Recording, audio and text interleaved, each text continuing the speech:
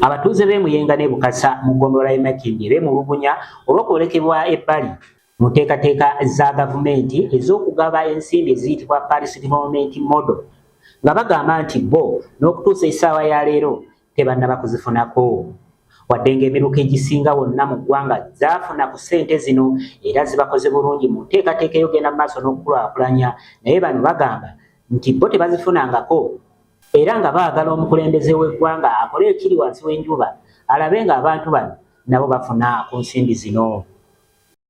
Ekituluma olunaku lwa leero kuba omulanga eri pulezidenti tetunaafuna parish model mu Namongo ne Muyenga, ate ebyo byava mu nkola mbi y'abo wadde bakulira parish model mu Kampala.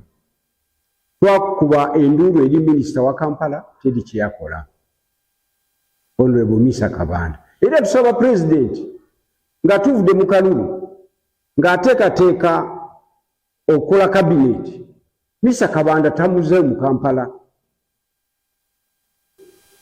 Balumiriza ekitongole ki KCCA ne minisita wa Kampala Misa Kabanda okubaleka ebbali mu nsonga zino nga bagamba nti wano KCCA yatuukayo naye ne yeekwasa obukwakulizo bungi era kyekyo lwaki n'okutuusa essaawa ya leero tebannaba kuzifuna.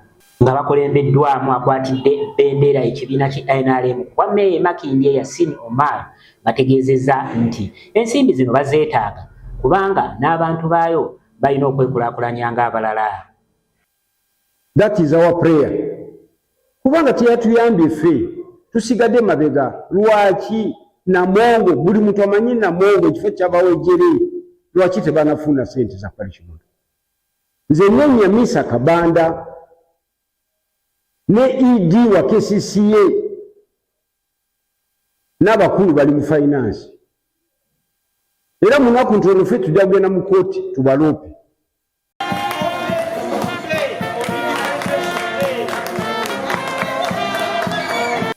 Ono okwogera bino abadde aggulawo TMT supermarket e Muyenga ng'eno eyambye nnyo mu kuwa bannayuganda emirimu abasoba mu 200 saako n'okutumbula ebirime bya wano nga bijjibwa mu bitundu by'eggwanga eby'enjawulo era nga bitundibwa wano.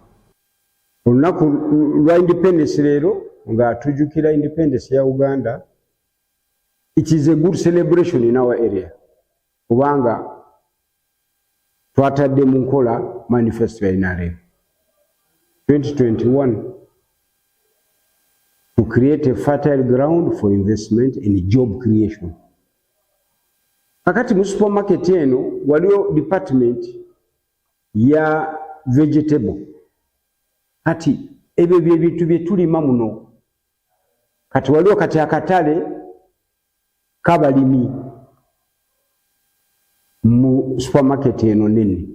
Ate bano tebajja kustopinga wano kati bagala bakole export ya agricultural products za Uganda. Nayo ejja kwongera ki emirimu. That around 100 is Ugandan local people, around 30 people is foreigners. It is good people, Ugandan people welcoming hard work. Also, very peace country. We love Uganda. That's why we are investing in Uganda because of the peace of country. Thank you, Uganda people. Abakozi abasoba mu 10 mu supermarket eno balina essuubi nti nabo embeera yaabwe naddala ey'ebyobulamu egenda kubanga ekyukakyuka.